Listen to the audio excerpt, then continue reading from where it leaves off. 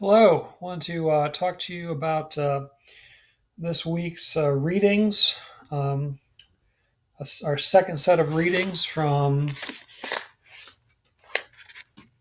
Bax 2020, Best American Experimental Writing. And specifically this week, we read, and I'm sure I'm going to mispronounce some of these names, and my apologies beforehand. Asma Azizes, Do Not Believe Me Were I to Talk to You of War. We also looked at Xiao Young Chu's excerpt from A Refuge for Zhe-in-Do, Fugues in the Key of English Major, as well as Matthias Klein's Unfurled, Nathaniel's Days of Broken Lead, Kira, I presume, Kira Simone's Awe Black and Blue Moon, so two different pieces. Amytal Stern's Foreign Body Ear was the final selection. And I want to talk about those, some in greater detail than others, but all of them, I think, emanate from trauma. A couple of them, two or three of them, just obviously so. And I think all of them, though, can show roots in some sort of traumatic experience, either personal or cultural. And I want to come back to that idea as we look at individual selections. But before we do that, I want to introduce the idea of trauma theory and specifically draw from this book. There it is. Trauma Theory as an Approach to Analyzing Literary Texts, an updated and expanded edition with readings by yours truly. And I don't mean this to be an advertisement at all, but rather trauma theory, literary trauma theory has been kind of my thing for more than a decade now. And I wanted to draw from this book because it already kind of contains a lot of stuff that I want to talk about to you anyway. So rather than go grab stuff off my bookshelf, I just am going to read a little bit from this text. Literary trauma theory in a nutshell. I'm actually going to read a little bit of the introduction to give you even more of a background. But in a nutshell, it is this idea that a lot of literature stems from trauma, and trauma theory is an approach looking at kind of tracing that trauma back. What were like the psychic origins of that trauma, and then how then did that affect the writing of the text?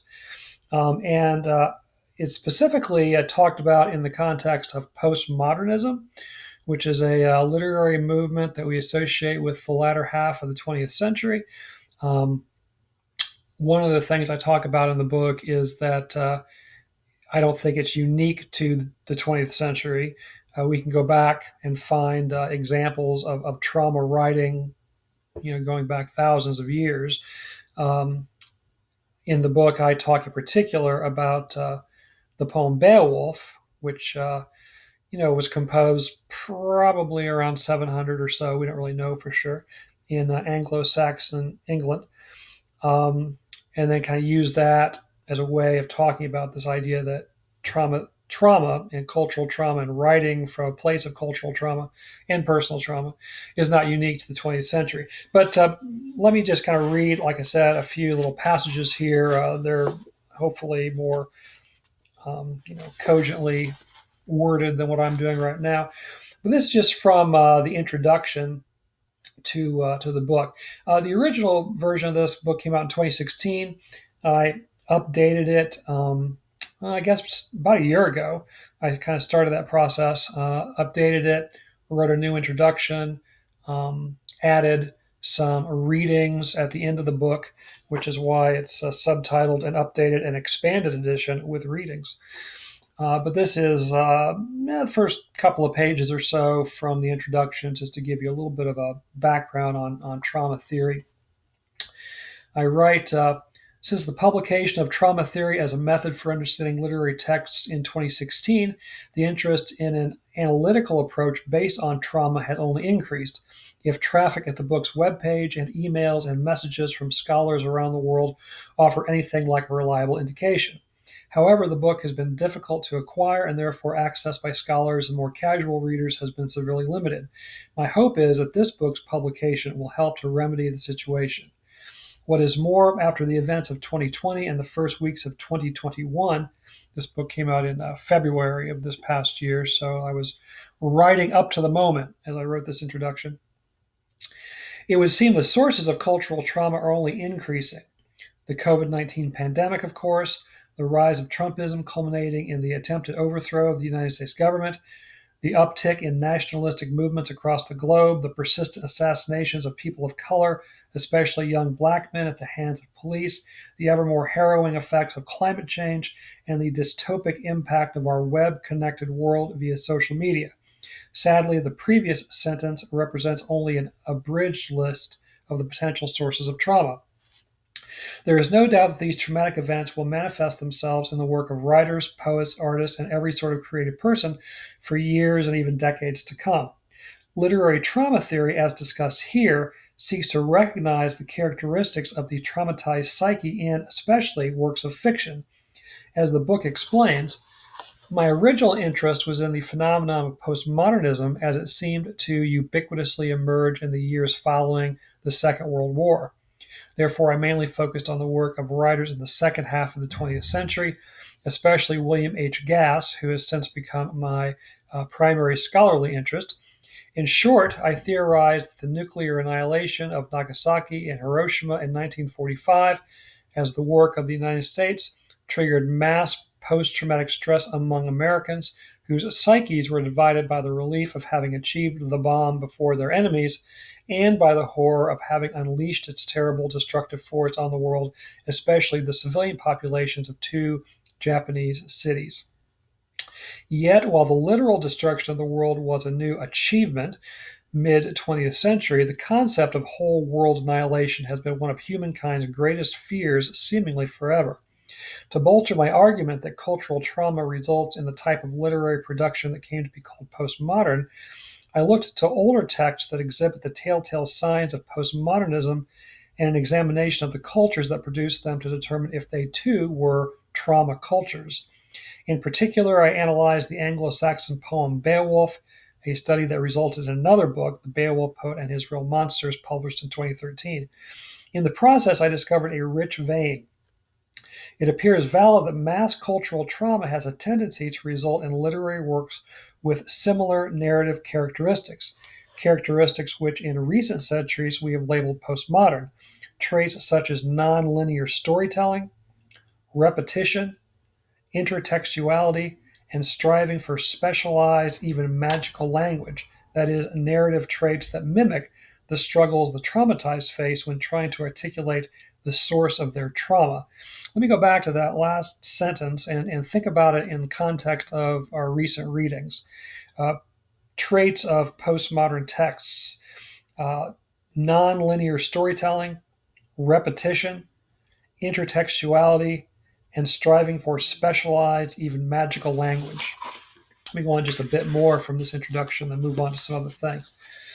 As I said, Beowulf and other Old English works demonstrate these postmodern narrative traits, with the Anglo-Saxon period from roughly around 410, which is associated with the retreat of the Roman legions from Great Britain, to 1066, which is the Battle of Hastings and William the Conqueror defeating King Harold at the battle, which ushered in the Norman conquest. So from 410 to 1066, roughly, being marked by decades of continuous warfare, shifting power dynamics, and a host of physical as well as psychological deprivations.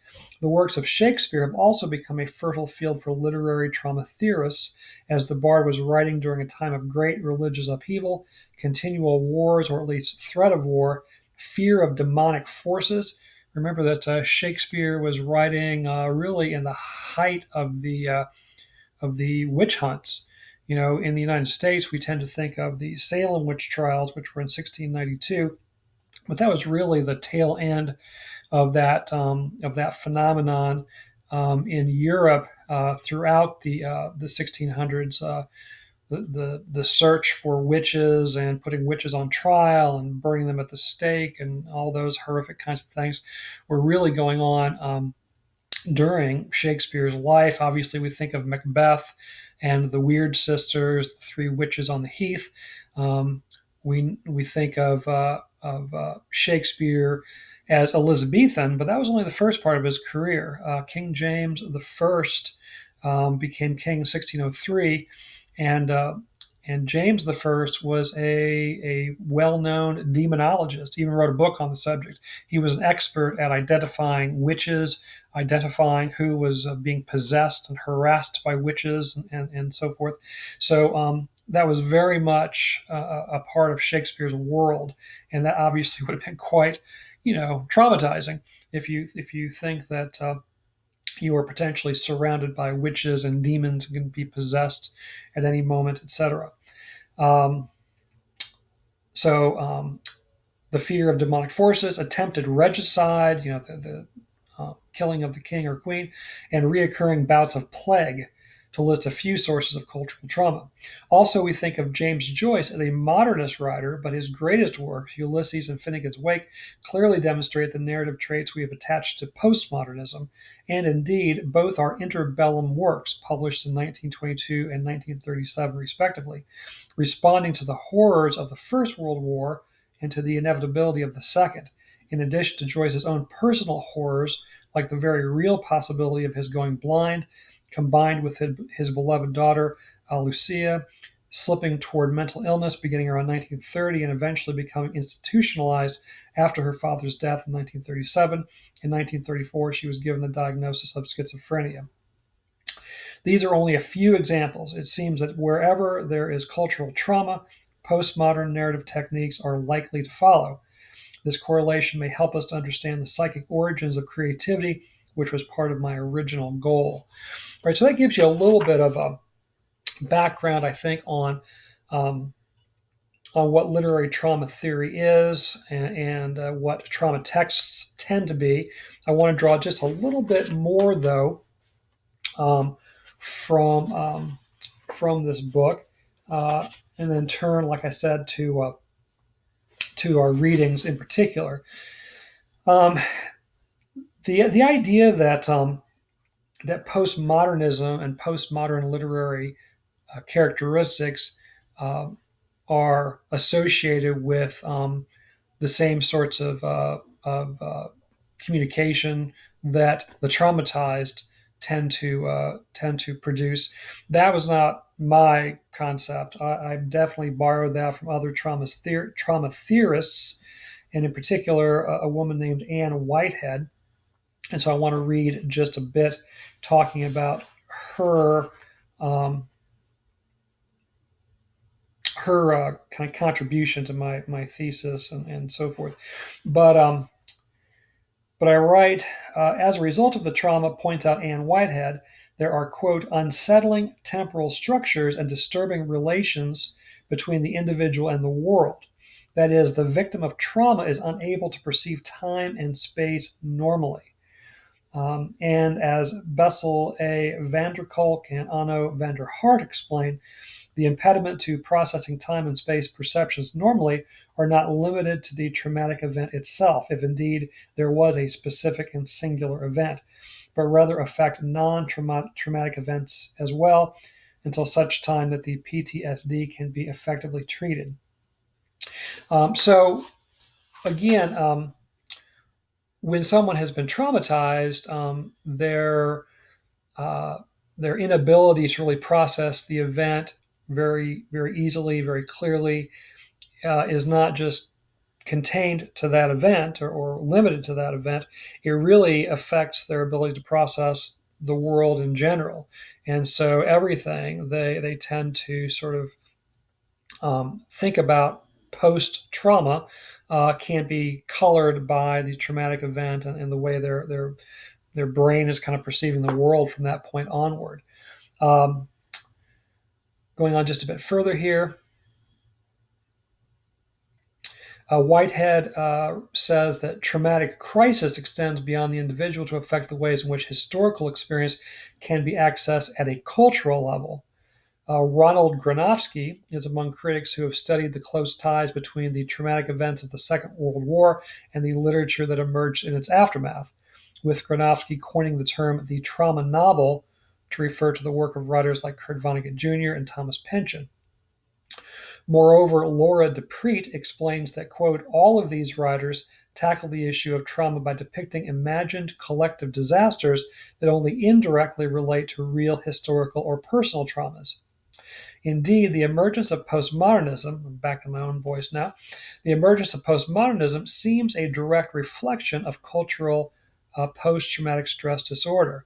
Writes Whitehead, quote, postmodernism's innovative forms and techniques critique the notion of history as grand narratives, and it calls attention to the complexity of memory. Trauma fiction emerges out of postmodernist fiction and shares its tendency to bring conventional narrative techniques to their limit. In testing formal boundaries, trauma fiction seeks to foreground the nature and limitations of narrative and to convey the damaging and distorting impact of the traumatic event. End quote. Professionals working with victims of trauma in an attempt to help them articulate and come to terms with their traumatizing event or events, to relocate their traumatic memory to narrative memory. Note that the traumatized voice mirrors narrative techniques of postmodern writers. Quoting again, traumatic knowledge cannot be fully communicated or retrieved without distortion, says Whitehead, who has identified key features of postmodern texts that reflect aspects of the traumatized voice. And again, quoting her, intertextuality, repetition, and a dispersed or fragmented narrative voice. Here, then, is the vehicle for limiting my examination of quote-unquote postmodern texts. Or said differently, the intersection of trauma and postmodern literature is at these key points. 1. Intertextuality, that is, the use of various texts, quote-unquote, to create meanings when contextualized together that are somehow different from the meanings of those same texts when read independently. And I put texts in quotation marks because it's not just texts, as we think of them in terms of printed material, but really anything. Film, certainly, art, whether it's paintings or sculpture or what have you, any kind of creative outpouring is a type of text that can be read, right? So 1, intertextuality. 2, repetition, that is, the compulsion to return to images and events, particularly ones that at first blush may seem relatively insignificant, but that gain significances with each return, with each echo. So repetition. Number 3, a dispersed or fragmented narrative voice, that is, a style of narration that employs multiple authorial voices or perspectives and or a decidedly non-linear implotment, or even a decidedly non-plotted implotment. Whitehead explicitly names these 3 aspects of postmodern technique that mirror the traumatized voice. But I would augment the list with a 4th implied aspect, a search for language, if you will, for powerful, indeed almost magical words that will uncouple the traumatized from the traumatizing event. One significant aspect of this language power is the act of testimony. In fact, some trauma theorists have dubbed the end of the 20th century and the beginning of the 21st as the age of testimony.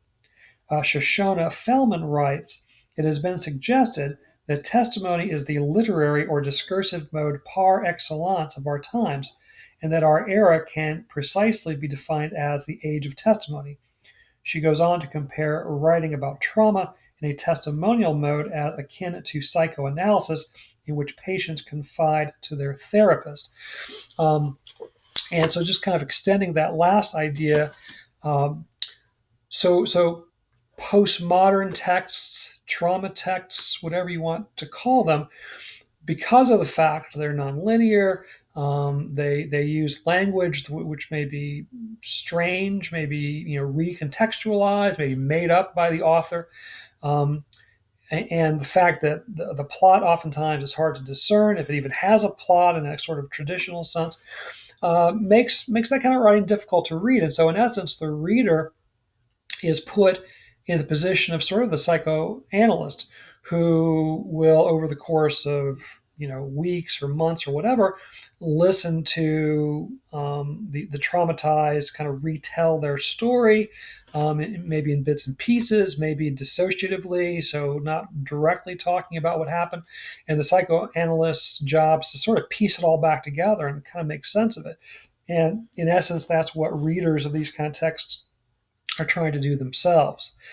So as we think about the readings for this past week, I think we can see that all of these traits that we associate with postmodernism, with trauma writing, can be seen in these examples, and I want to look at them in particular. Before we do that, though, I just want to kind of underscore the fact that, again, postmodernism we tend to associate with the second half of the 20th century, roughly from World War II-ish to who knows. I was working on what would become this book and my doctoral dissertation in the early years of the 21st century. I think I finished that around 2009, 2010, something like that. And so by then, people were already, scholars and literary types were already pretty much speculating that postmodernism had essentially come to an end. Finding a definitive endpoint is impossible, but by the 1990s, that style of writing, that style of art had kind of run its course, and it didn't seem to be a significant literary or artistic movement any longer. Just kind of one example. My idol William Gass, he published his magnum opus, The Tunnel, in 1995, but he had been working on it since 1966. And when he started writing it, postmodernism was it. I mean, that was very much sort of the leading sort of literary movement. Postmodernists were bestsellers. I mean, Kurt Vonnegut I've mentioned before.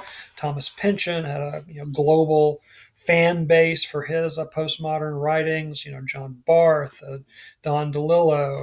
On and on and on. But by the 1990s, that wave had sort of run its course. And so when The Tunnel came out in 1995, it wasn't met with a lot of acclaim across the board. It had its fans and its champions, of course, but there was a lot of criticism of it for various things. And one of the criticisms was that it took so long to write, that the postmodern techniques that were clearly evident in the text in 1995 were already passé. People were no longer sort of interested in that style of writing and so on. And so, like I said, when I was working on all this, in the earliest years of the 21st century, it seems weird to talk about it like that, but the idea was that postmodernism had kind of come to an end. So there's all sorts of questions about, well, what are we in now? Postmodernism? What do we call our time period now? But I think these readings, which we have been looking at, which all are pretty recent, really. I mean, this is best, not this. This is best writings of anthology of 2020.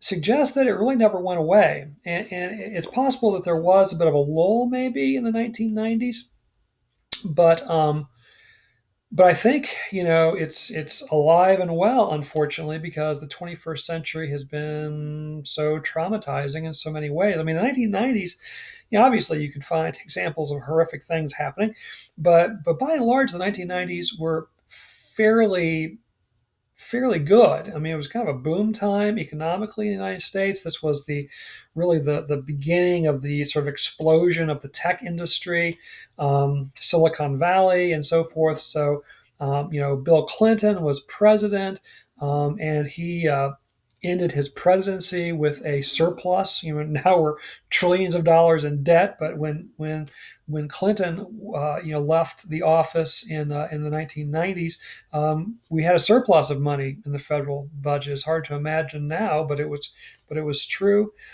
So it was kind of a boom time, at least culturally. Obviously, not for every single individual, but in the 21st century, obviously, it kind of opened up with 9/11, 2001. Then there was the economic crash in 2008, 2009, which destroyed a lot of people financially. And that was a long process of recovery. We had the ongoing wars in Iraq and Afghanistan, among other places. Then, comes along the Trump presidency, the rise of nationalism and white supremacy and hate groups and all that kind of thing. Then here comes the pandemic, et cetera, et cetera. So there's been no end of personal and cultural trauma for the past 2 decades. And so I think that the postmodern style, even though it may no longer be called that, is still very much with us, and a lot of writers are using those same techniques. And I find it kind of interesting because maybe what happened isn't so much that postmodernism went away, but it's just sort of going through cycles. And what I mean by that is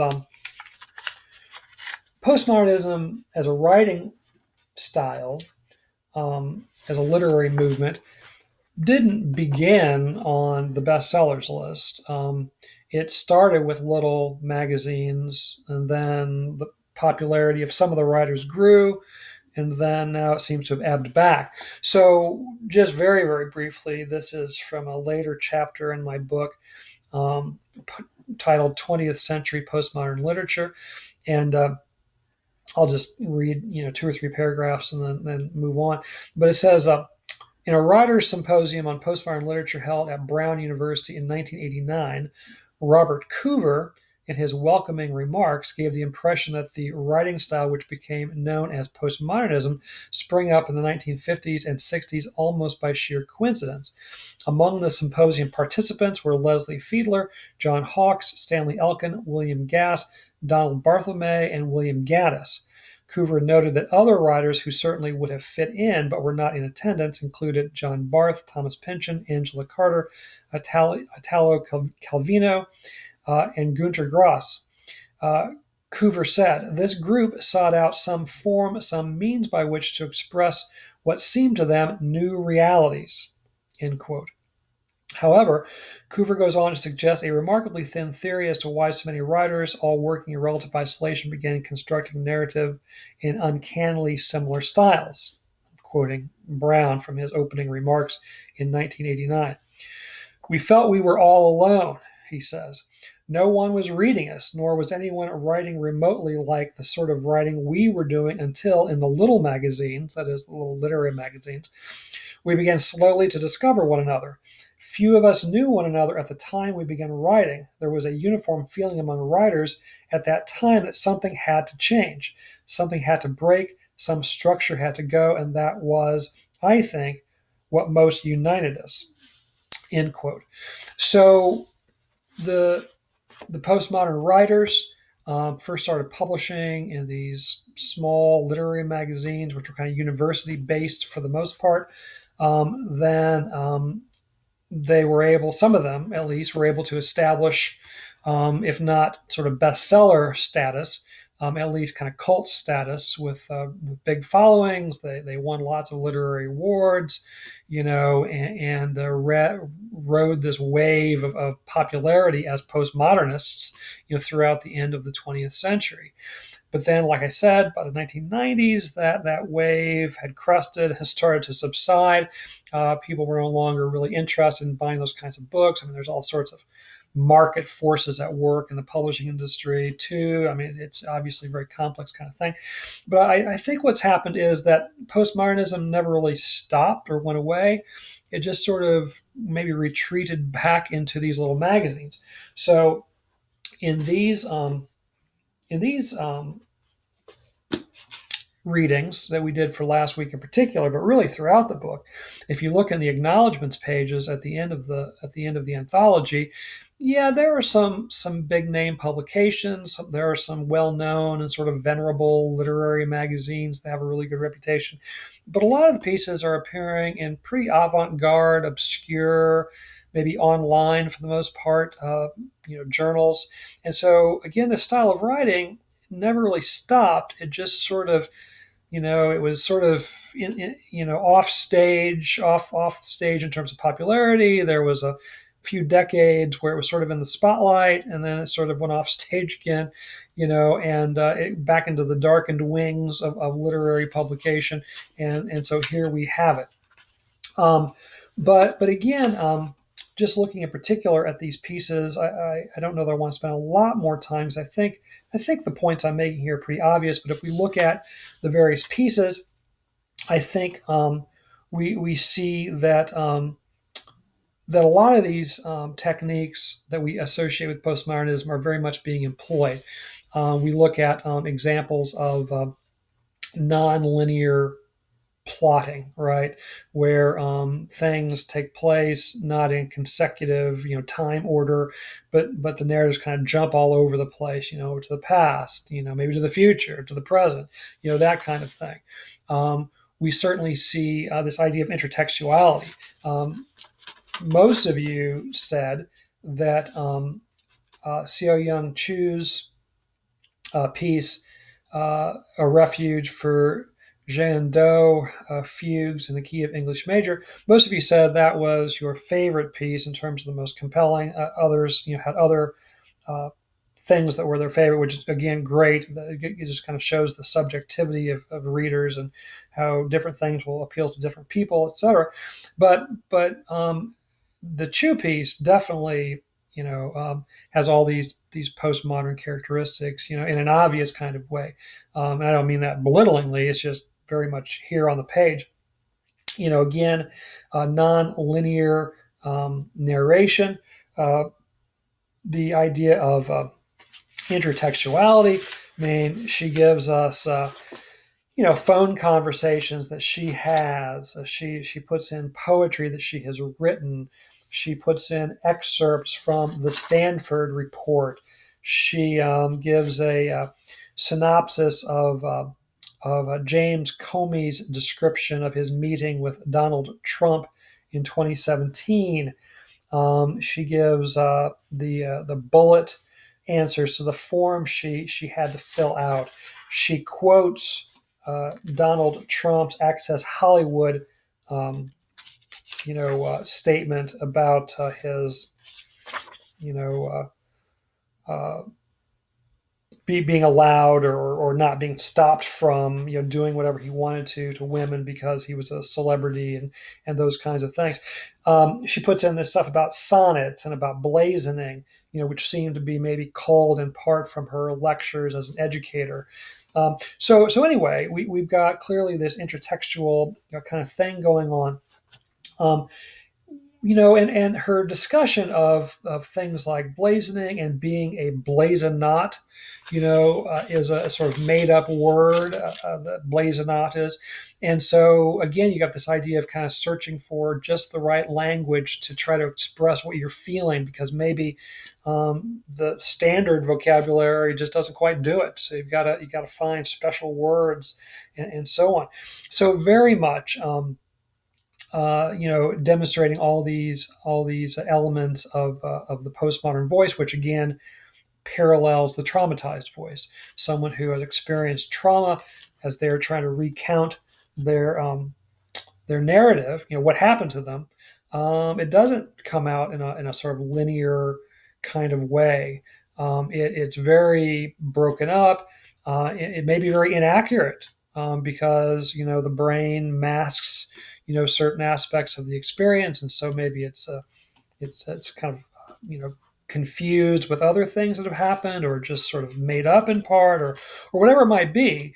And so it gets kind of re-pieced together, but not in a sort of narrative way. Just kind of a side note here. when people have been traumatized and they go to, a therapist, a counselor, um, what what they try to have happen is to replace the traumatic memory with what's called narrative memory. In other words, the trauma wants to be told. It wants to get out into the world, and I find it really fascinating in this piece, in Chu's piece, where she talks about how the person from Stanford calls her and asks her about her experience at Stanford, and she just immediately launches into her monologue about what happened to her. And then she discovers it's just kind of a fundraising phone call. It's not really someone checking up on how she's doing after her traumatic experience. But the trauma wants to be told. There's a chapter in my book on trauma writing in the classroom, and one of the things we know is that if we give people an opportunity to write whatever they want, oftentimes they write about a traumatic experience. As you probably know, I taught high school English, mainly seniors, almost exclusively seniors for 38 years. I just retired a few months ago, and I pretty consistently gave my seniors a writing assignment I called a moment of clarity essay. And basically, it was this idea that I wanted them to write about a time when they suddenly understood something about themselves, about someone close to them, or about kind of the world and how it operated. It could be anything, but they had to choose kind of this moment of clarity. And some kids wrote about happy stuff. They wrote about when they realized they wanted to be an orthodontist, or, whatever it might be. So some kids wrote about happy stuff, but by and large, most of them took that kind of open-ended writing assignment to talk about some pretty dark parts of their lives. A lot of kids writing about their parents, separating and going through a divorce, and what it was like to live in that household with all the tension, or what it was like to be told your parents are divorcing and how traumatic that can be for a little kid. A lot of them wrote about losing a relative at that age. For a lot of them, the first person close to them that they would lose would be a grandparent, although some wrote about parents who had gotten sick or had been in accidents or something like that. And or maybe serious injuries, serious illnesses that they themselves had to deal with. So again, given the opportunity to write about anything, including happy stuff if they wanted, a lot of students chose to write about their traumatic experiences, and then of course, as someone who's grading their essay, that's a whole nother kind of complex issue about how do you respond to that? How do you respond to someone's writing about their traumatic experience, and do so in a way that is sort of standard operating procedure for the way an English teacher would normally sort of critique and respond to an essay. It's a whole nother kind of a realm, and so that's kind of what the chapter talks about as well. How do you go about doing that? But anyway, again, I think we can see throughout these pieces evidence of how the trauma has impacted their telling of the story. Um, Most of you didn't come away from, sorry, okay, Unfurled. Um, did have a reader or two that really loved it. That's Matthias Klein's story Unfurled. Most of you, though, were kind of perplexed by it. But even though it's this kind of weird sci-fi, obviously very futuristic kind of story, and so on, it definitely has these sort of postmodern characteristics. And what it seems to be about to me is an artificial or a synthetic intelligence of some sort, a computer-based intelligence, however you want to describe it, that has been traumatized, probably because of some apocalyptic event on Earth, cutting it off from its, sort of roots, so to speak, because it's some sort of orbital intelligence. Again, it's not crystal clear what's going on in the story, and to me, that's part of the fun of it. But we definitely see this this intelligence, synthetic though it be, that it is trying to piece back together what has happened. With the references to the Arnos grid, with the references to Governor Oikris, which looks a lot like the word crisis, maybe government crisis, muddled and confused. I don't know. And it keeps repeating. So that idea of repetition, we come back again and again to the same stories, sometimes altered slightly. We have references to other entities, which I sort of view as maybe, well, we're just told they're programmers who have contributed to this synthetic intelligence, but they then are sort of um, personalities or presences within the programming, within the memory of this being. So I don't want to belabor it too much, but I think even this story, which I think at first glance maybe seems like it doesn't quite fit with the other stories that we looked at, which tended to be more autobiographical, maybe non-fictional, whereas this is clearly fictional. But yet, I think it too is about trauma and about trying to reconstruct the past to kind of figure out what actually happened, to reconnect, with a sort of former self and to be whole again. Which are all things that the traumatized, are working to make happen for themselves, and so on. Um,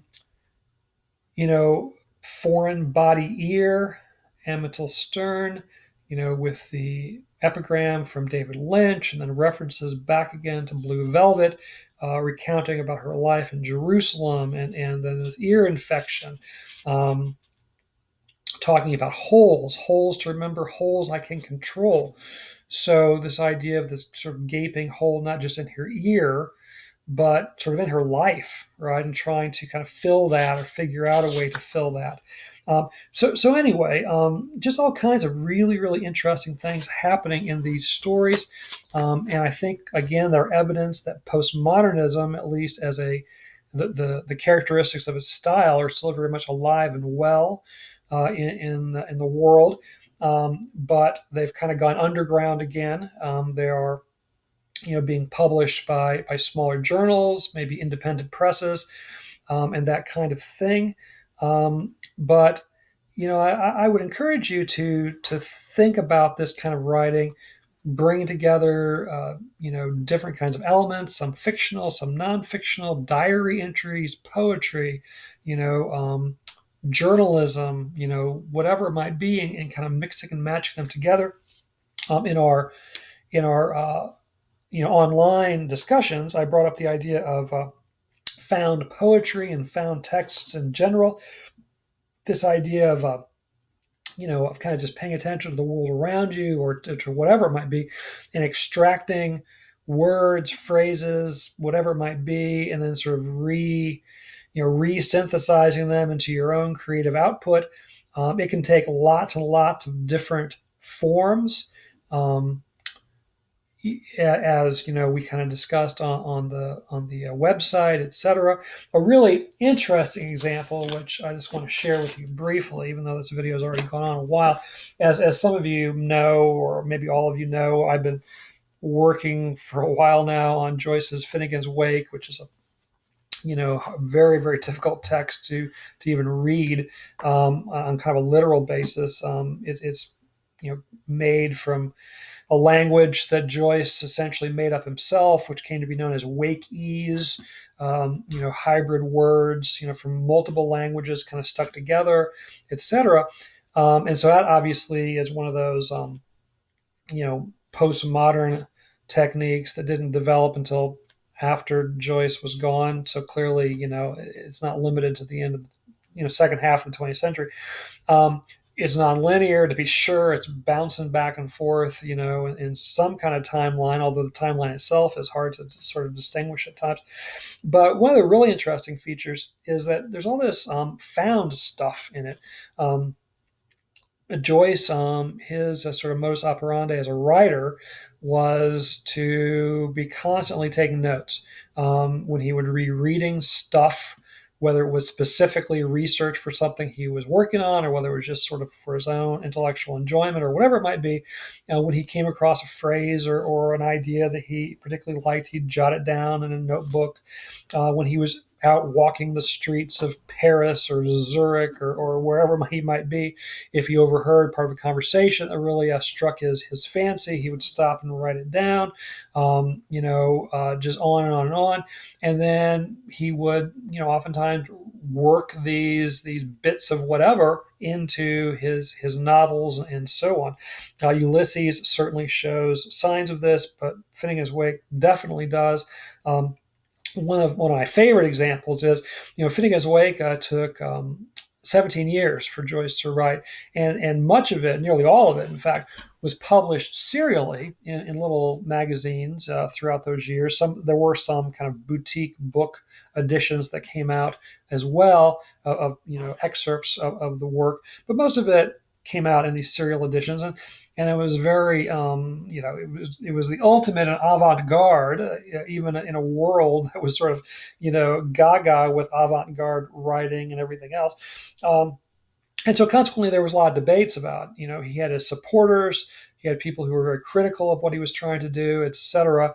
And so there were these debates in the newspaper, in other literary journals, and so on. And so Joyce took those debates and worked them back into the text of Finnegans Wake. And so there are sections where, it's all sort of, again, synthesized through this Wakeese and through his creativity and so on.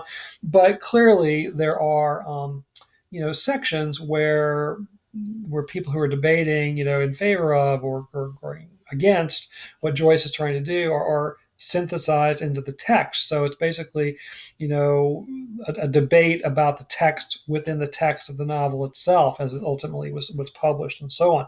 So that found aspect of this debate going on outside of the text about the text, Joyce brings into the text as part of the narrative. So again, just a sort of interesting kind of version of found technique. So again, I think the things that we're seeing in these pieces are not new. We can go back thousands of years, and tens of thousands, whatever, hundreds of thousands, millions of years perhaps, and find examples of these same sorts of things in terms of nonlinear emplotment, repetition, intertextuality, making up of language or using specialized language, etc. But still very much at work, going on for a lot of writers, maybe particularly writers who are working from a sort of traumatized, unfortunately, working from a traumatized standpoint. Again, though, even if someone is fortunate not to have experienced personal trauma, and maybe there's no one like that, because obviously a lot of things can be traumatic, but as a culture, we're living in a sort of traumatizing time. Again, the pandemic, the rise of hate crimes, just on and on and on. So just kind of recognize that those techniques are still very much available to us as writers, even if we don't see ourselves as experimentalists. Some of those features, whether again it's intertextuality, whether it's this sort of found collage approach to writing, or whatever it might be, I think are worth thinking about and worth playing around with. And I think they can really add a lot of depth, a lot of levels to our writing. And that's something to kind of consider kind of moving forward, I think, as we continue to look at more material. All right, I'm going to stop there. If you would, kind of share some of your thoughts, maybe other examples, questions, contradictions, that's always welcome in the announcement thread. And I will see you on down the line.